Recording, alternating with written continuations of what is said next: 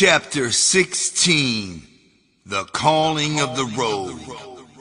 Once the great Malenko came back out in stores and was selling like fucking crack rocks. Michael Wood, our crazy booking agent, rebooked the Great Malenko tour. We were back on tour, getting ready to fucking slam the nation with the fresh-ass first official nationwide coast-to-coast The Great Malenko Tour, ICP's first real national tour. We had Misery and the House of Crazies on tour with us as roadies and as opening performers. That was the deal, remember? They had to fucking be our roadies if they wanted to open up on the big national tour. And it was going down. Just 2 days before the tour started, I got a call from my wrestling homies, Rob Van Dam and Sabu, and they were wrestling for ECW. ECW was having its second ever pay-per-view, and they wanted to know if we would make a special appearance on the show. What? Fuck yeah, ECW was the place to be. Yeah, WWE and WCW were way bigger, way more huger across the world. ECW was the cool place to be, the underground place to be for wrestling. Even with all the shit we had going on with ICP, we were still down as fuck to do this and get some wrestling on. We loved ECW. You see, ECW was this brand new hardcore style type of wrestling, which was an all-around way more adult-oriented show. They had wrestlers cursing, fighting in the street, bleeding, using weapons. All this shit was never seen in the big wrestling promotions, WCW and WWF. This shit popped off in Philadelphia and spread like a plague. Everybody fucking loved ECW. All the real wrestling fans were loving ECW for its hardcore, extreme style of wrestling. ECW showed lots of titties and ass, and they had way more adult storylines about shit like wrestlers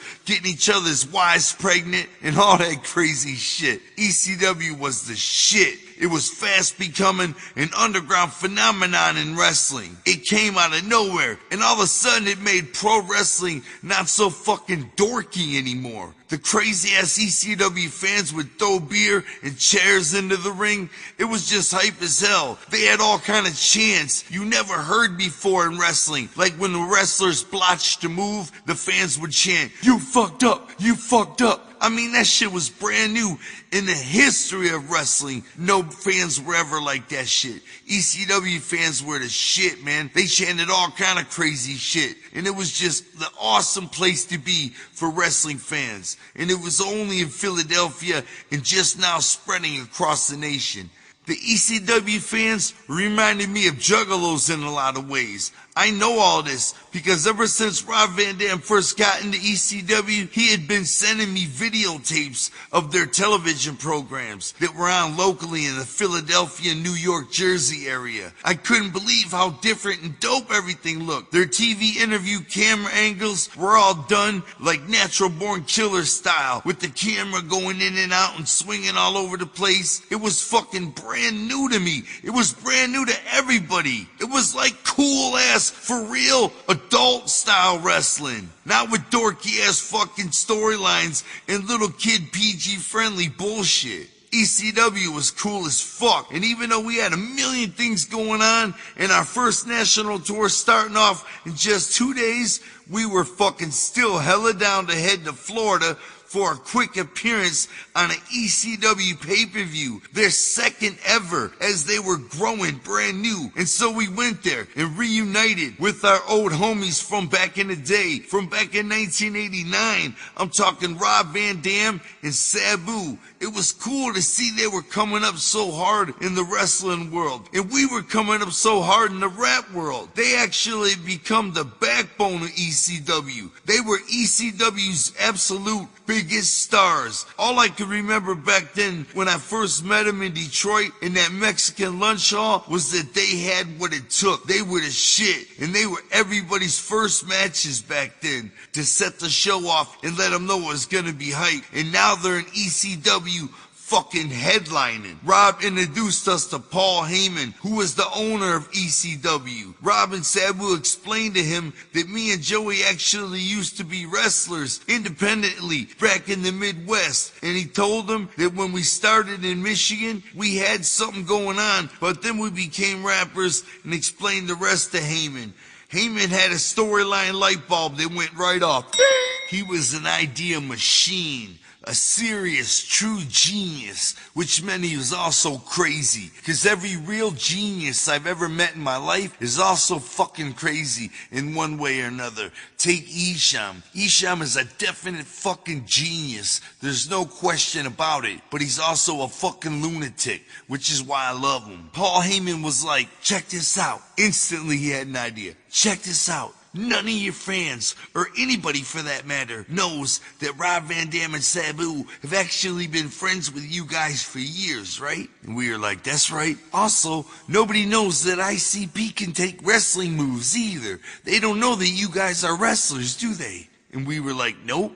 And then he was like, look, let's shock the fuck out of everybody by having our top two bad guys, Rob and Sabu, beat the living shit out of you guys on our national pay-per-view. That was his fresh idea. That might be cool for the people watching the pay-per-view, but not so fresh for us. I was scared, man. I was like, oh shit, what if all the backyard wrestling we did and all the wrestling we did in our fucking warehouse wasn't nothing like real wrestling, and we go out there and fuck up and get fucking potatoed? That means fucking socked in the face for real.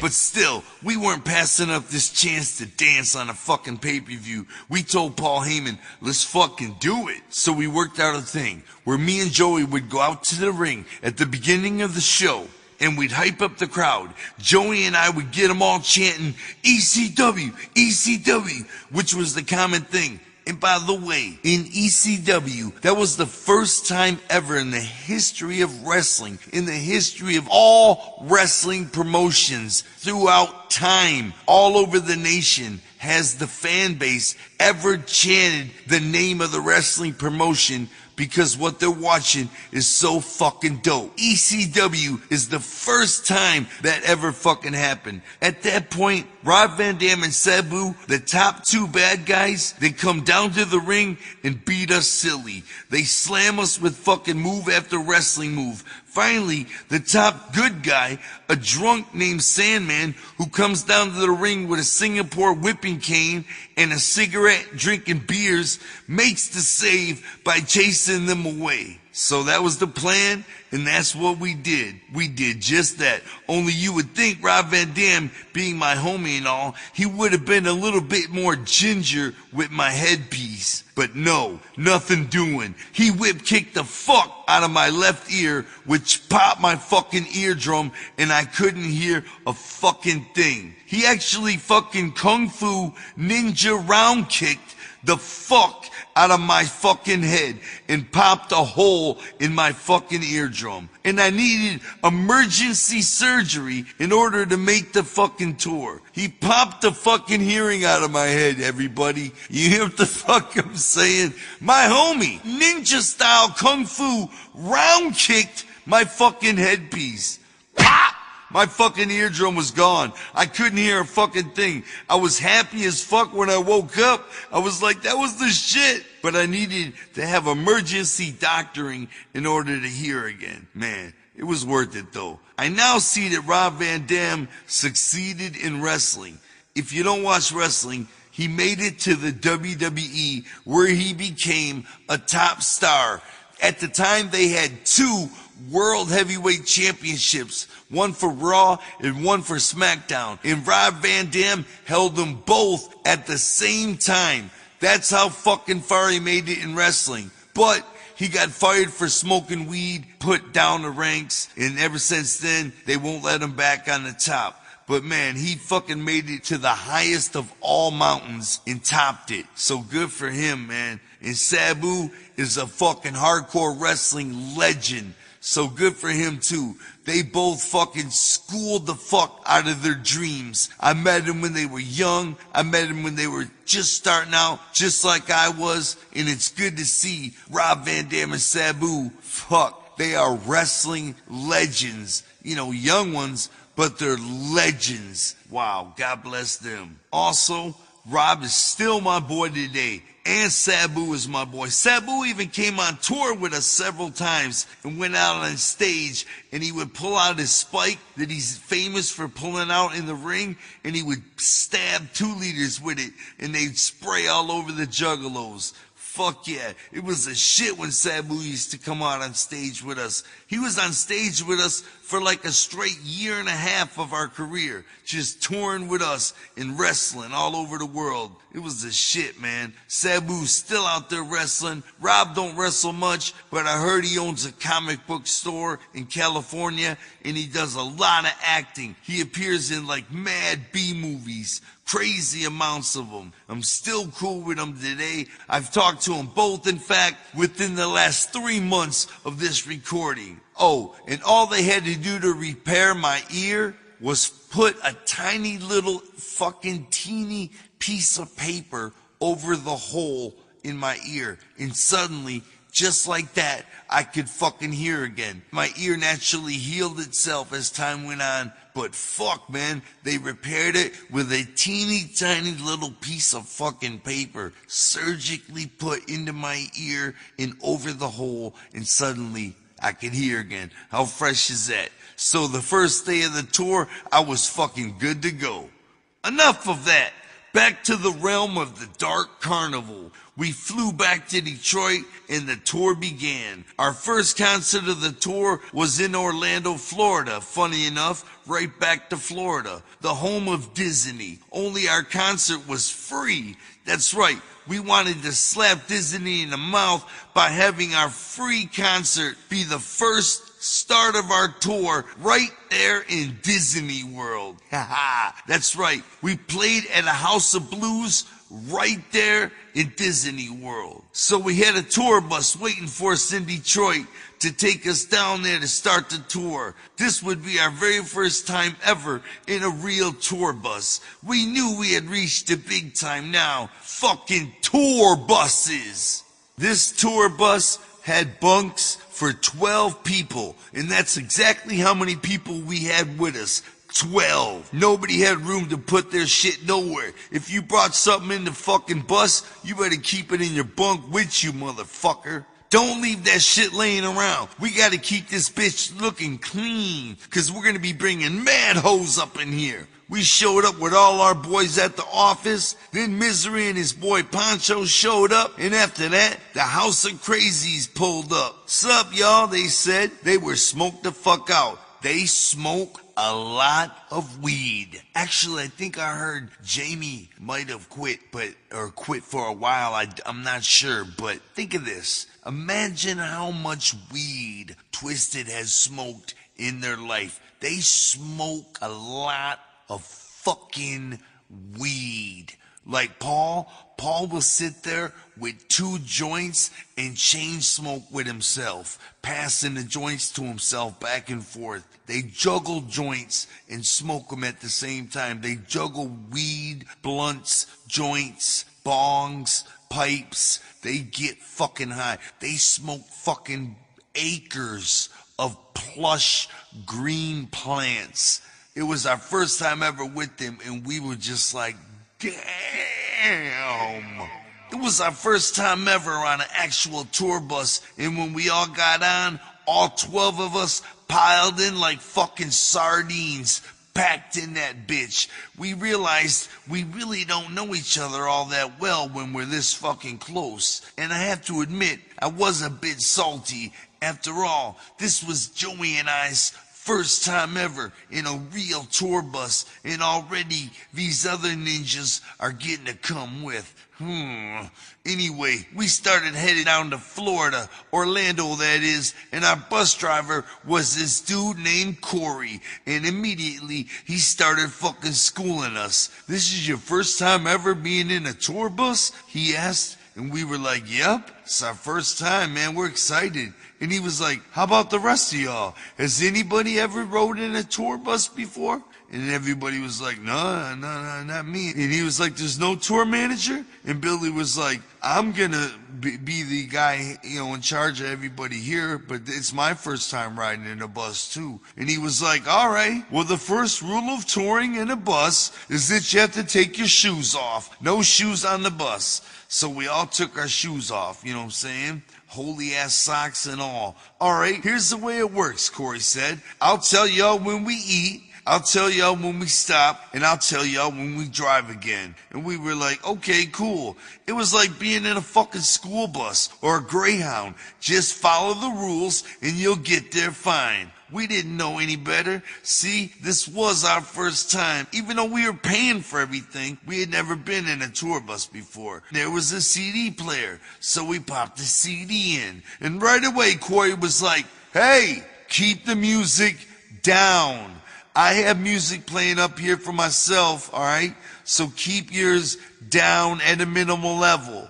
Our whole first day en route to Orlando, we were all in the bus, me and Joey and them in the back of the bus, shutting the fuck up, all 12 of us. And then Corey stopped the bus. Where are we? We were like. He was like, nobody gets off the bus. I'll be back in about 15. We looked out the window and saw him going to a fucking Dunham Sporting Goods. We're like, what the fuck? What's he about to do? Get himself a pair of fucking shoes? A catcher's mitt? Motherfucking golf club? It really was like a school bus now. A fucking tart cart.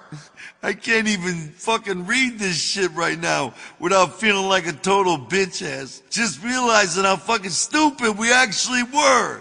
You think we're making this shit up? This is real, man. We were in the fucking tour bus, all 12 of us clueless. I guess we weren't that far ahead of Misery and the House of Crazies after all. We are all green as fuck. That night, we stopped at a motel in Georgia. Corey disappeared into his room, and later we went up there to ask him what time we were leaving, because we wanted to go out and have some fun, but we didn't want to miss the bus. So we knocked on the door, and he was like, come in! And there he was, Corey, laying in the bed in his boxers with two hookers, a hooker on each side, smoking a crack rock. And we're not making this up. Corey was laying in bed with two fucking hookers, smoking crack. Like, what's up, guys? And he made no beefs about it. Hey, Corey, I started to ask. Before I could even finish, he was like, hey, man, does anybody want to get one of these whores? They're charging $25 to suck your dick. We were like, what, really? $25 right now? And we can get topped off? And Corey was like, yep, pick which one. Both of them, $25. You know what, Corey? I said, I'm straight on that. But check this out. I went up to one of the hookers and I gave her a 50 spot. And I was like, listen, my boy went to pick up some food. But when he gets back, he's going to be hanging out with us for a minute. And after like 10 minutes, I want you to go up to him, pull him in the bathroom, and tell him you are a hooker, yes, but you don't want to charge him. He looks so good, you want to top him off for free because he looks so good to you, all right? And she was like, sure. And I was like, don't tell him I paid you. And she was like, I know, I understand. Man, Rudy must have told the story 1,000 times before I finally had to school his ass and tell him I paid for it. I felt bad, though.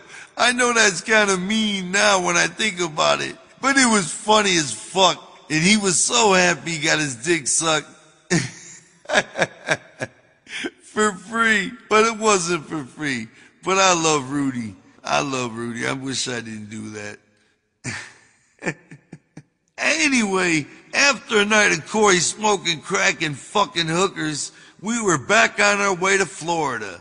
When we got to the venue in Orlando, Corey laid out some more rules for us. This bus is not to be used as a dressing room, he said. I want this bus as clean as it is now when I get back on it tonight. Is everybody clear with that? We were all like, yes, sir, we got it. Meanwhile, our opening acts / roadies, Misery, and the House of Crazies, along with the rest of the local stagehands, set up our stage. That's right, even from our very first tour ever. Every time we tour, we try to bring a brand new, original stage set, stage props and everything. And it costs us a grip, but we do it because we try to make it part of our legacy that ICP brings more. We try to deliver a stage set with fresh props and all that other shit. That is our band. The stage set and the fucking clowns, all that shit, the Fago. That's our instruments. We bring a show, motherfucker. If you actually pay to see us, you're gonna get more than just me and Joey walking back and forth on stage with microphones. You're gonna see what we can deliver as a wicked clown show, even from day one back then. After setting up the stage, they would get dressed and officially become Misery and the House of Crazies, and they did their sets. Now, this very first show of our first national tour in Orlando was free, but you still had to get tickets for it. And there were 800 ninjas there to see ICP. Needless to say, the show was a kick-ass Fago and fuck Disney festival that lasted all fucking night long. Boom, it was on and popping. The first show was a success. Right there at the House of Blues, located where? In Disneyland. Fuck you, Mickey. We made sure we were all cleaned up before we got back on that fresh tour bus. We took our shoes off, of course. The next night, we were headed to somewhere in Tennessee, and the heat was fucking bumping, and the air conditioning was broken. It was like, what the fuck? It was a heat box in that bitch, simmering. You could have fried an egg on my forehead. It was fucking 12 of us, all in our stank-ass socks. All it smelled like was fucking 12 sweaty men, and all the smell and heat compacted in a metal box, rolling down the freeway at fucking 70 miles an hour. The windows in the back of that bitch steamed up, no air, windows stuck shut. The bus was a piece of shit. I don't give a fuck if it looked like a real living room with carpet on the floor. It fucking sucked. We were starting to get more and more scared of Corey too, fucking crackhead and all. We wouldn't say anything to him. Brian from the House of Crazies though, he finally snapped. Man, this is bullshit. Rich Merrill was kind of put in charge of watching over the House of Crazies. Rich always had done all of our tours from the very first one. He really knew Psychopathic in and out, and he knew how we all like to operate. And Rich is really respected at Psychopathic to this day. And if you can't get along with Rich, then you really can't get along with us. Brian didn't like Rich too much though. Brian bitched a lot. He was very openly vocal about his uncomfortableness in that horrible heat hell box. He was the only one who bitched all the time. Like I said, none of us knew each other too well. Right then, Brian started coming out of his shell a little bit too much. And if you don't know Brian, he's the ROC. And he's my boy right now to this day, you know what I'm saying? But back then, he was a little bit vocal and a little bit loud for his position. I figured I should be doing all the bitching. Who the fuck was Brian? This was our bus. He should shut the fuck up and shut the fuck up. That's what I thought. When we got to the venue and all got off the bus, I called Alex back at the office. Yo, the fucking air conditioner's broken and we're not allowed to wear our shoes on the bus. It fucking stinks in there. The windows are fucking stuck shut. I laid it all out for Alex about how Corey was pimping the shit out of us and smoking rockin' fucking hookers. Alex went ballistic. What? He screamed. He couldn't believe what I was telling him. Right away, he called the tour bus company, and suddenly, Corey was fired. He was just gone. Like the tour bus company fucking rolled up in a fucking black Suburban and kidnapped his ass or something. That night, we all hid in our hotel rooms because we didn't want to see Corey when he fucking found out he was fired. But we never did. He was just gone. Like a trap door opened under him. Thankfully, another bus driver showed up named Leonard, and he was the fucking exact opposite of Corey. Leonard showed up and fucking educated us on the truth about renting a tour bus. You, the motherfucking passenger, you are the boss. What you say goes. The driver works for you. The driver should shut the fuck up and turn that wheel and push those pedals, motherfucker. Shut your fucking pie hole and fucking shift gears, bitch, before I shift your ass back to the fucking bus company.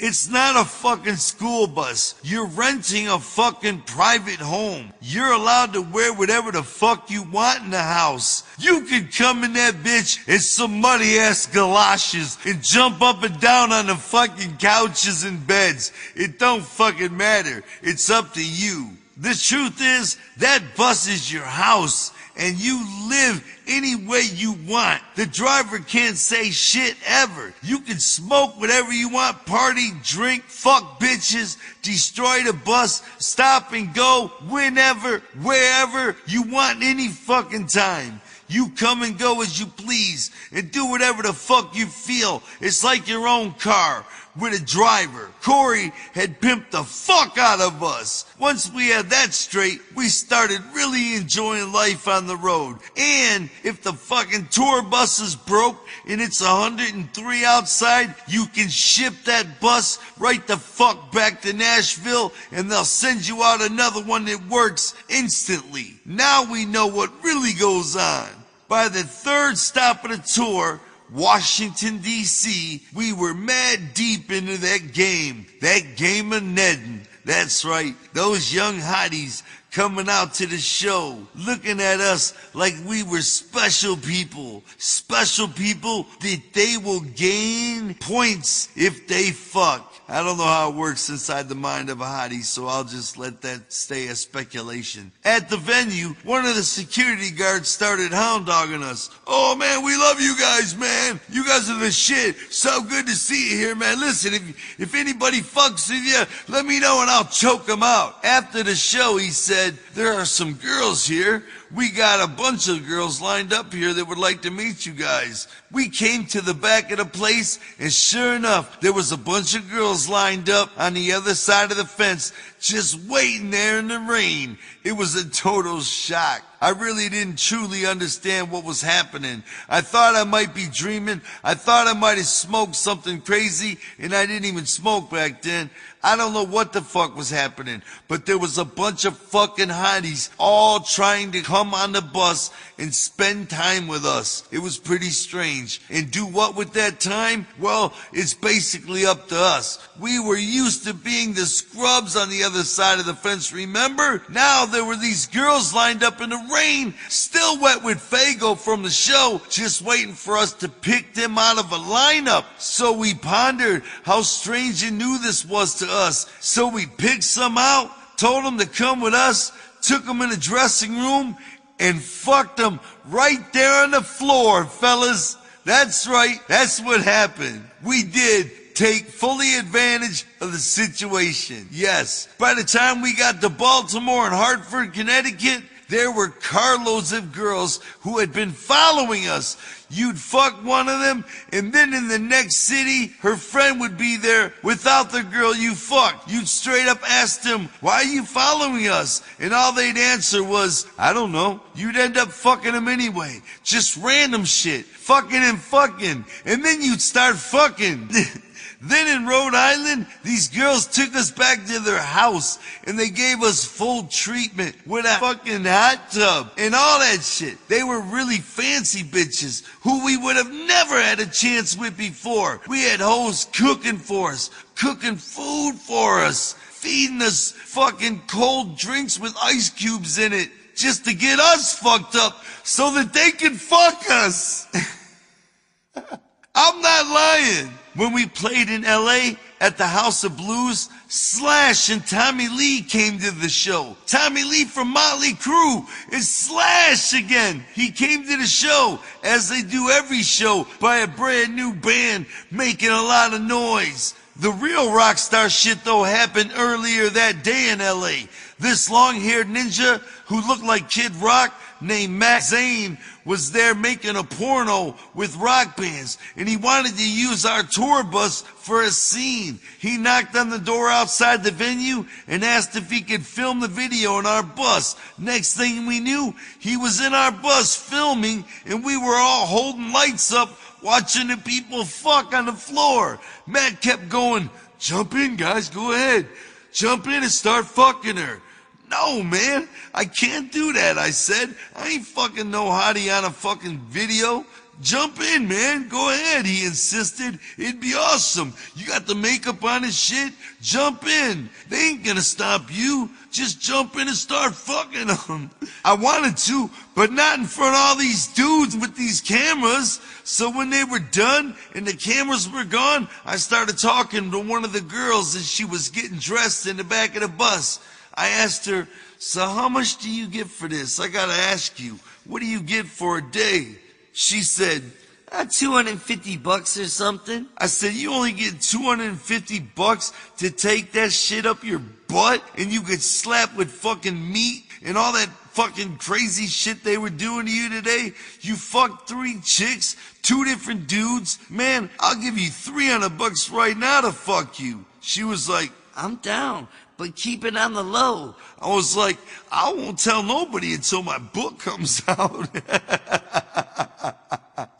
Oh, good times. But then she said, "Wait a minute though, how do I know you don't have anything?" And I said, "You're the fucking porn star. How do I know you don't have anything?" She said, "We're all licensed and checked and everything." And I said, "I don't give a fuck." "Well, then I'm a licensed rock star, bitch. Licensed with these Trojans." "Okay, but don't say anything to any of the other girls because I don't want to look like a hooker and I'll never work again in this industry." I said, "I ain't saying shit, man. This is me and you back here. And check this out," I told her. "I want the full treatment. I want the full goods. I want you to pretend all them fucking cameras on. I want you to act just like you were when you were filming. I want you saying all that shit you were saying in the movies." She just looked at me with this porn fucking star face and said, "I'll hook you up." Brother, that's just what she did too. I busted the nuts so quick and so fast and so hard, the whole bus rolled over twice. Even still to this day, I don't know about Joey's, but one of my personal all-time absolute freshest nights of Nedding took place on the Great Malenko Tour in none other than my favorite city outside of Detroit, Dallas, Texas. We were sitting there in the hotel after a fucking nuclear bomb-ass show in Deep Ellum, and believe it or not, but there was about 20 different chicks all sitting outside, leaning against their cars, sitting in their cars, just standing there, all of them doing the cactus, just standing there with their arms out like, "What's up?" Just waiting out in the parking lot. Waiting for what, you ask? Waiting to be dicked. Waiting to be chosen by us, the scrubs of Detroit. Somehow there's all these hotties, 20 different hotties, all standing around, waiting, hoping to be called into our hotel room. For what? What? What do you think we're gonna do? Fucking play Twister? Fucking plant seeds in a flower pot? No! We're gonna fuck, you idiot! That's what they're waiting for! 20 of them! I remember this like it's one of my most greatest achievements of all time. Fucking a parking lot full of chicks. No dudes either. For some reason on this night, maybe they were there, but I couldn't see them. All I could see was the chicks. There was fucking easily 20 of them, possibly maybe even more. They would take anybody in the crew, or even anybody on the tour at that time. They were just down with anybody part of that rolling carnival. It was insane. There were 20 plus of some of the sexiest little Dallasettes, all just leaning there against their cars, chilling and trying to look sexy. I couldn't believe it was true. The feeling was unlike anything I was ever used to. It felt so good that a feeling of guilt was also there because of it all. It was crazy. It felt like it wasn't really all ours. Like they were gonna say, psych! Or like this was some Michelle Harmon cassette or something. Like they were all gonna start laughing and leaving when we went out there to pick them. Like we'd be like, alright, we're ready to party. And they'd all be like, fuck you! Get in their cars and laugh. It didn't even feel real. It felt almost like we shouldn't really be allowed to be that happy. Like somebody was gonna come and arrest us at any second for it. Check this out. Joey was in his room, not with one, not with two, but with 3 chicks. He was steady mob fucking 3 chicks at once. He must have a 3-way split dick. And I wouldn't know because even though he's my brother, no, I have never seen his fucking penis. Fuck what you heard. We ain't gotta exaggerate for that to be the shit. Me, I was parlaying with 2 hotties. I was deucing. Both of them were kind of young, maybe 19 or 18 if I'm lucky. They were both kind of Cornish chicks, you know, like they'd much rather be with corn, but they were happy being with me. Believe it. Dark clothes, raggedy, pissed off style. You know those chicks of 1998, looking young, hot, rebellious, freaky. I was there pants down, enjoying myself amidst their naked bodies. There was a knock at the hotel room door. Please believe me, even on our biggest and best rock star days, it never went down this good. But on this one warm summer night in 1997 in Dallas, Texas, it went down this way for me and my penis. I guess time and chance was on our side that night. Like I was saying, there was a knock at the door. I jumped up and looked out the pee hole. Well, not a pee hole, but a peep hole. A glass peep hole, a fisheye, a door hole peep thing. It was Uma Thurman straight up. The chick looked just like Uma Thurman in Pulp Fiction with the black haircut looking all sexy. This chick outside my door looked just like her. I opened the door and let her in and automatically assumed she was a friend of the twin hype chicks already in my bed. I asked, what's going on? She was like, you? I was like, yeah? Well, what up? She was like, what's going on in here? Looking at the 2 chicks in bed under the covers. I said, well, you know, we were just about to start off a 3-way dance. Naked baby oil match, actually. She was like, hopefully with me. She pushed me aside and walked right into my hotel room bathroom. Most likely to do a line or 2. Just like the Pulp Fiction chick would have done. I looked at the 2 girls in bed. Do y'all know this fresh-ass chick? They were both all stale with it. No, who the fuck is she? They asked. Fuck that. Who cares who the fuck she is, I pleaded. She wants to jump in our mix. Both of them stale bitches were like, fuck that shit. We don't know that bitch. We ain't fucking her. Fuck that. I was stuck on convincing them. Please, look at how hot she is, man. Did you see what she was fucking wearing? Let her join our mix, please. They pulled my whole card. What? We're not good enough for you? Fuck. They went there. I had to explain to Pulp Fiction that the 2 girls I had just met myself were somehow not interested in her joining us. But if she would just be kind enough to wait by the bus, I would love to share a nut with her afterwards. How kind of me. She was so fucking cool. She was actually with that. She waited outside for me. Man, that's so fresh of her. Time out. I'll tell you why hoes like these 2 lamies are only an 8 instead of a 10. Yeah, while it was fresh that they are down for the 2-on-1 freaky tactics and all that, the fact is, they ain't real with it. That 3rd chick, she was so real with it that she was down to get it on with both those other 2 girls, even though she didn't even know them. That means one thing, her actions were real. She was really wanting to freak them both and me. She wanted to get sexy with both those other two girls who she didn't know and me for the pure enjoyment of sex. She was attracted to the idea of two girls and me. She was real with it. Them other two girls, them girls freaking with each other and all that, that was more or less for show. And I knew it. It was phony. They weren't really sexually enjoying each other. They were faking the fucking funk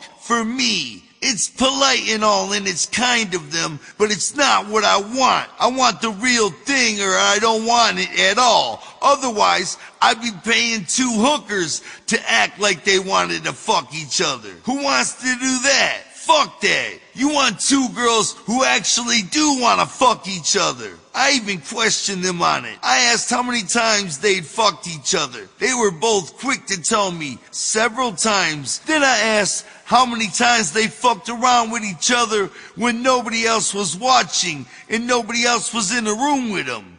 And they had to say, never. That's right. It's just a front to be freaky, which is alright, I think, I guess. But Uma Thurman in the bathroom, she was bout it for real. She was for real wanting to get it on. I give her props. After I was finished with the two chicks faking the funk, about 10 seconds later to be exact, I was down to the bus with Pulp Fiction. Listen to me when I tell you this. Her and I connected sexually like we were the last two people alive trying to restart the fucking planet. It was on. Her and I had the bomb-ass sex that night, over and over and over again. I remember when she left the next morning, I was sitting in the bus steps throwing up because my stomach hurt from humping so hard all night long. Seriously, it felt like I'd been doing sit-ups all night. She was the shit, but time and chance struck again. This time, as usual, it wasn't in my favor. I lost her number and spent days searching the fucking tour bus for it afterwards. Damn. Oh well, I got the memories forever. Wow, man. I really hope that all them girls look back at their time with me as a good thing to them and not as a fucking regret. I really do fucking hope that. And I swear to God this is true because I feel it to this very day. A lot of these words I'm reading are directly from the book I wrote 10 years ago. And a lot of them I'm ad-libbing right from the top of my dome. But I can tell you this, as I read this right now, I feel the same exact way 10 years later. It's embedded in my heart. All those girls I slept with in my 20s and at the very beginning of my 30s, I hope that they look back at it as a fun, freaky, fresh thing. I hope now that they're all my age, raising kids in the living room with a fat husband and the fucking lazy boy, bring me another beer. I hope they're fucking doing the dishes and thinking, I remember when I fucked Violent J in a tour bus. That was the shit. When I was young, I'm glad that happened. I hope they fucking look at it as a good thing, and I hope they don't think, God, I was such a slut for fucking that rapper. Ew, why did I do that? I hope they fucking look at it as a positive thing, 'cause I sure as fuck do.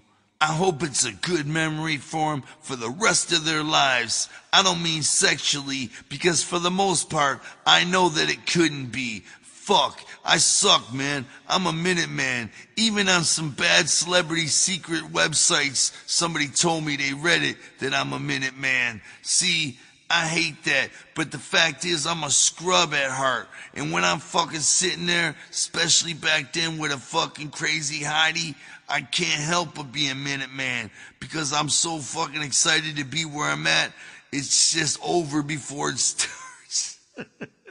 It's true, I can't help it. I get too happy when I'm fucking. I can't believe that it's actually going down. I try to think about some nasty shit to stop it, but nothing doing. Sometimes I think of some really nasty shit and it don't fucking help.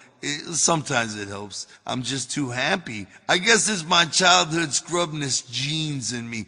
What most of them chicks never get to experience though is round 2. That's when I knock pussies out cold. I make bitches' moms feel that shit through them somehow. I'm sick with it. If you only knew. If only the bus didn't have to leave and I had fucking round 2 in me, I'd fucking knock your boots from here to fucking Afghanistan, bitch. See how I get sidetracked though? I don't think anybody should ever regret anything they've done in their past, especially fucking a rap star. How could that be stale? Ask an old ass lady if she regrets blowing the drummer for Tom in the Heartthrobs back in 1945. Fuck no, she don't regret that shit. Not deep down inside she don't. It's a memory. It's okay to be young, crazy, horny, freaky, crazy, and all that shit in my book. And this is my book, my audio book. Life is too fucking short not to experience it all when you can. Be safe and all, yeah.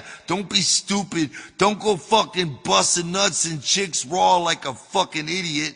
Use your fucking headpiece. When you're not in love with somebody, married, with kids and all that, why not live up your days and get your stories together?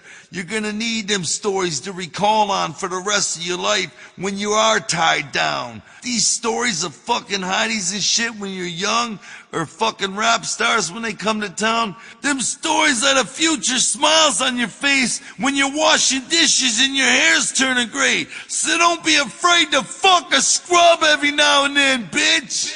New to my life on the road, we would find ourselves trying to choose between the moon over my hammy and the Grand Slam every night at Denny's. We grew closer and closer to Misery, Poncho, and the House of Crazies. When Brian wasn't bitching about something or being homesick, it was like we had known each other for years. This one night at Denny's, Jamie from the House of Crazies walked in the front door in the brightest, orangest fucking sweatpants sweater hookup I'd ever seen in my entire fucking life. The Great Pumpkin. He was all bald, no facial hair, no chin hair, and orange as fuck. Bright orange sweatpants, bright orange hoodie, bright orange face. It was unbelievable. I'm talking hunting fucking orange. Oh, with white shoes. He just walked in like everything was cool, but the whole restaurant lit up. It was all so fucking orange. We never laughed so hard in our lives as we did that day. The whole table erupted with laughter. Nobody even made a joke. Just Jamie walking in that orange. That was the punchline. Our whole crew was laughing at that orange ass hookup. Paul, even Jamie himself fucking started laughing on the floor at this point. But Brian tried his hardest to be hard about it instead. That ain't cool, man. He was all stale about it at the time. As the tour got closer to Detroit, the shows got bigger and bigger. By Cleveland, we sold out the Nautica Center. 4,000 Ninjalos. All was not well with the House of Crazies though. Walt, their manager, their clueless ass manager, met us in Cleveland with merchandise for them to sell. Well, that night, despite the sold out show and karma being through the roof, Brian started bitching again. This time about they didn't have enough room to display all their shirts in the merchandise area because we had so much mad shit of our own. Brian came busting into the bus all while I was in the back getting some girl's life story. So your mom doesn't want you living at home if you're gonna be a dancer?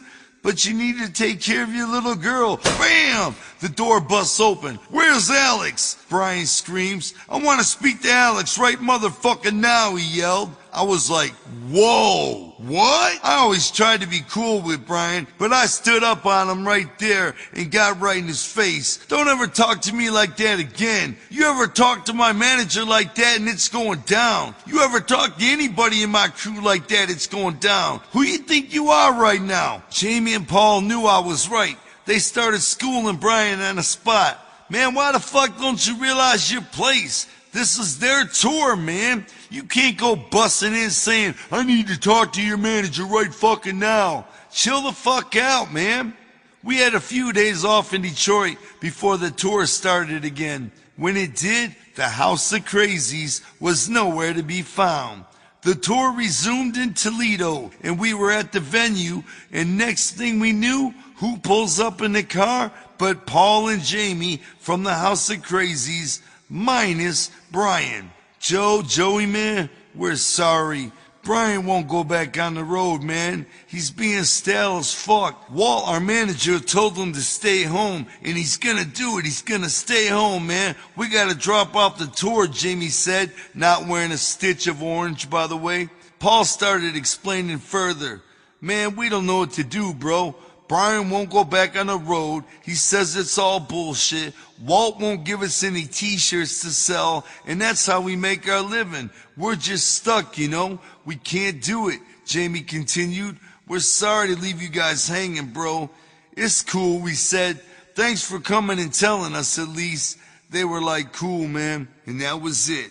I could tell they were hurt, too, because leaving that tour was a fucking bummer. We were like the four horsemen out there. Jamie, Joey, Paul, and me. It was the shit, man. But now it was over. They had to go. That sucked that their partner and manager were so fucking stupid for leaving a tour like that was getting them so well known and doing so well for them. At that point, all that was on my mind was that we needed a third act. Our sound guy, named Troy, he thought he'd help us out. I know of a band. I got a band that's perfect for this tour, he said. You know a band? Yeah, they're from Columbus, Ohio. They can be right here. They'll be perfect. Perfect maybe for a Hall & Oates concert. I don't know if y'all remember Hall & Oates. Maybe I should say perfect for a Train concert, maybe. Holy fuck, them boys got booed off stage so hard. They were called fucking Watershed, and they were awesome. We needed them to open the tour though, so I would introduce them every night to try to help stop them from getting booed. We'd say, welcome to the Three-Ring Circus. 3 different styles of music for you tonight. And now, the first ring, Watershed. And they'd start playing, and the boos would start immediately. And the thing that sucked the most, though, is they were such cool dudes. It wouldn't even get a second into the song, and it'd start fucking raining on them. They'd finish one song, boom, and the guitar would start picking up the next song instantly so that you could hide the sound of the boos. I'd tell them, keep playing, stop talking between songs, go right into the next song so that there's no open silence, because that only creates opportunity for booing and rain. And you know what I mean by rain. Items, fucking trinkets, fucking spit, fucking cups full of tobacco, whatever, flying towards your fucking form. Run! Juggalos just threw shit at them through their whole set. They got pelted, killed night after night after night, and they'd never quit. You gotta give it to them. They were fucking troopers, hoping they'd make 1 or 2 fans out of all the fucking hating. We would all just watch the destruction from backstage. I can't front it all. That shit was funny. That shit was hilarious, but it was also sad.